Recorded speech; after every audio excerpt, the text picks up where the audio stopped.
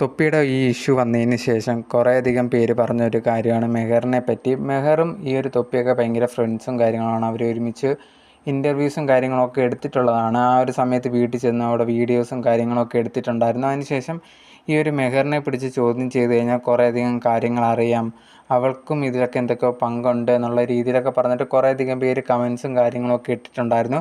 അതിൻ്റെ ഭാഗമായിട്ട് ഇപ്പോൾ മെഹർ തന്നെ പ്രതികരിച്ചിരിക്കുകയാണ്. ഞാനുണ്ടെങ്കിൽ ഇതിനൊന്നും പ്രതികരിക്കേണ്ട എന്ന് വിചാരിച്ചിരുന്നതാണ്, പക്ഷെ കുറേയധികം പേര് എൻ്റെ പേര് ഇതിലേക്ക് വലിച്ചിഴയ്ക്കുന്നുണ്ടായിരുന്നു. എന്നെ പിടിച്ച് ചോദ്യം ചെയ്ത് കഴിഞ്ഞാൽ ഇതേ കണക്ക് എന്തൊക്കെയോ അറിയാൻ പറ്റും എന്നുള്ള രീതിയിൽ.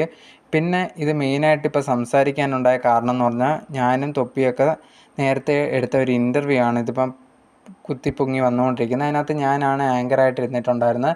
ആ ഒരു വീഡിയോസ് ഉണ്ടെങ്കിൽ അവിടുത്തെ ആ ഒരു ചാനലുകാർ ഇപ്പോഴും ഓരോ ക്ലിപ്പായിട്ട് എടുത്തിടുന്നുണ്ട്. ഞാനും ആ ഒരു ചാനലുകാരും തമ്മിൽ പ്രശ്നമുണ്ടായിരുന്നു. അതിൻ്റെ പുറത്താണ് ഞാൻ അതിൽ നിന്ന് ഇറങ്ങി എന്നുള്ളൊരു കാര്യം കൂടി മെഹർ പറയുന്നുണ്ട്.